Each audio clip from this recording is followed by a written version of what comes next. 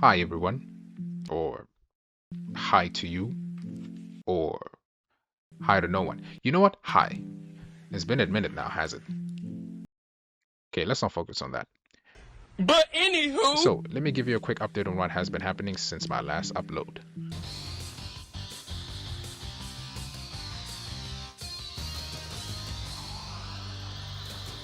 So I got a new job in February 2024 as a call center agent. Contract was for 12 months. I met new colleagues. I had a decent time at my new job. I even went for another job interview in Cape Town, but unfortunately I failed the job interview. And now it is March 2025 by the time I'm recording this. So they said that our services are no longer needed. So here I am. Finally remembered my YouTube login credentials. Since my contract ended February 2025, I've been binge watching movies and series. So I figured why not make a random video on the things that I've watched. And just to share my feelings and ratings on the piece of media. Now keep in mind I won't be going in depth on any of the shows and movies, just a simple how I felt about it, maybe mention some of my favorite and worst characters, and also give my ratings on the piece of media. So without further ado, let's hop straight into it.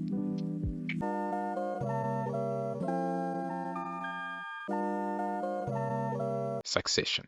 I binged all 3 seasons within 2 weeks, and I'm not gonna lie, I really love the show. It is basically a show about the Roy family, which controls Waystar Royco, a powerful global media and entertainment conglomerate. But when Logan Roy is looking at retiring or is in an unfit state to run the company, a new successor needs to be appointed to replace him. It's actually an entertaining show mixed with drama and humor. Dad, want me to ride with you? You want to suck my dick? Is what he said to his son as the sexual assault allegations poured in. And leaving you as a viewer looking at the screen and be like, Oh, for sake. I would say my favorite characters from the show are Greg Sorry, what? and Roman, or Rom for short. Now, I also kind of have, somewhat of a hate feeling for Rom, but I would say for the most part, he's a comedic relief for the show. And I hate Kendall and Tom. Jesus Christ. I get so annoyed and cringe whenever I see these two on the screen. And Jesus, how many job offers can one person get? Because I've never seen anyone get as many job offers / promotions as much as Shiv did. Is to formally ask you to come in and be the next chief executive of this company. I'm thinking about chief of staff. Oh. How you doing over there? You ready to come over? I got a spot for you. Hello? Hello? We would like you to publicly announce a successor, and we'd like the person you publicly announce to be Siobhan Roy. Shiv, come work for me. What? No. No. Get your old man to make me president. I'll see to it that you become CEO, even if I have to send your dad to prison. Come on, man.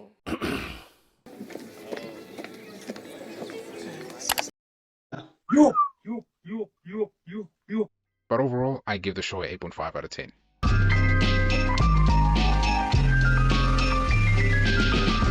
Next, we have Invincible Season 3.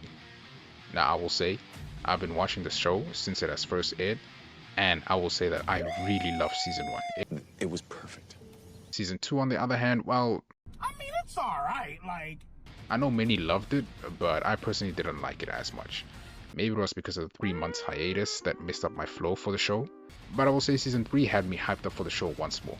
It left me wanting to know more on what's about to happen in the comics, so I would watch YouTube shorts on some of the things that would happen onwards in the show, which I would say is normally not something that I would do, but in this case I couldn't resist, and holy shit are we in for a treat on what's about to come. So yeah, Season 3 of Invincible, I personally give it an 8 out of 10. And now next we have Anora. Yes, I watched the movie just after the Oscars. I avoided it because I felt it's not worth watching, but after I saw that it has won awards, specifically the Best Female Lead, because I personally was rooting for Demi Moore for her role in The Substance, so I figured let's watch Anora. I would say it was an okay movie from what I remember how I felt about it after watching it. Just a simple movie about a stripper / prostitute who meets a rich Russian kid on several occasions. And then one day the kid proposes to her and then she accepts the proposal, and then they get legally married in Vegas. until the rich Russian kid's parents find out about the marriage, and so they do everything in their means to get the marriage annulled, as they know that the news would taint the family's reputation, as the family is a well-renowned family. I personally liked Igor in the movie. He's such a gentleman throughout the whole movie. So yeah, I'll give the movie a 6 out of 10. Next, we have The Wild Robot.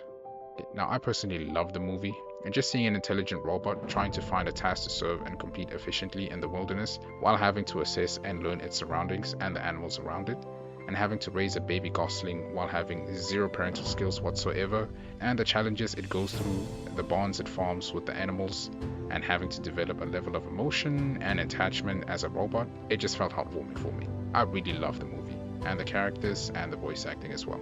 I personally give it a 9 out of 10. And next we have Flow. After watching this movie, I was like, nah, that ain't it, y'all. Listen, man. Now, I personally loved the lemur. Yeah, it was quite funny to watch. It just reminded me of that squirrel from the Ice Age movies, based off on how possessive it is with its findings and belongings. And I can't forget the Ice lemurs as well. Yeah, when I saw them, I was like, alright, we see y'all. And I also have to say that the bird is an MVP. Meanwhile, the dog, jeez. Okay, now from the first scene, I just had mixed feelings about the dog. It reminds me back in school when you had those group of assholes, but one of the members in the group is chill and is not a dick, unlike the rest of the crew members. He's a chill guy towards you and all of that, but when the friends are around, they get influenced and go with what the group is doing. Now that's how I felt about the dog, because in the first scene, the dog had no issues with the cat wanting to take the fish. But as soon as the other dog started barking and chasing the cat, it also does the same thing. Like, nigga, please. Please. Nigga, what? Please. And the scene where they were helping out with the dogs, oh my god. Let me not lose my composure on this. I'll start off by saying I love dogs. I really do. But not these dogs. I was cool with them saving this dog in particular, but the rest of the dogs, they can go fuck off and die. But they saved the other dogs. And guess what? Those bitches ditched. They ditched the whole crew and didn't even help. Let me just end my rage and give this movie my rating, 6 out of 10. Next, we have Novacaine. I personally enjoyed watching this movie. I mean, having a main character that can't feel pain already sets itself up to have a badass MC or a comedic MC. And in this movie, it is the latter. It was fun and enjoyable. I'm not saying it's a must watch, but it would be a good or decent watch. Plus, the MC is pretty much Huey from The Boys. So I give this movie an 8 out of 10.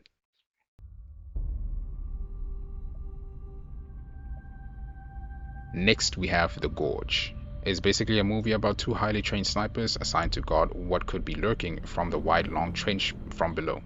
I did not plan on watching this movie because it had this romance feel to it based off on the cover. I'm not necessarily a fan of romance, but my brother suggested I check it out, and so I did. After watching it, I will say it had me intrigued. I actually enjoyed the journey they took us on. It was going well, but from the moment after everything was revealed, I don't know, it just felt like something was missing. The way it ended didn't really feel complete. I can't describe it, but the ending felt so sudden for some reason. I guess I would give this movie a 6 out of 10. And lastly, we have Evil. Now, I'm currently watching the last season. It was mentioned by a former colleague of mine back in January, so I figured why not give it a shot. I'm not sure how to approach it, but I kind of like the show. It doesn't have that intense appeal for me, but for some reason, I just want to see what'll happen next. And I can't help but laugh at some of the shit that these demons be doing. And I would say I have a love-hate relationship for Leland. So yeah, I would say like overall I'd give the show a 7 out of 10. Oh, and I watched Companion as well. Great movie. Nothing much to say. 8 out of 10. So yeah, those are the movies and series that I have watched so far. Right now, I plan on watching and finishing some of the shows just to mention a few. So now I plan on finishing Evil and also season 2 of Severance. And also watch Gangs of London season 3. And when they're done airing, these are the shows that I also plan on watching, which are Sakamoto Days, Dr. Stone, the latest season, and also season 2 of Solo Leveling. Oh yeah, and also season 3 of Adulting. And I'll also try out House of Cards and The Wire. If you have any recommendations for me to watch, please feel free to drop them in the comments. To the ones who viewed this, thank you very much, and I'll see you all next time.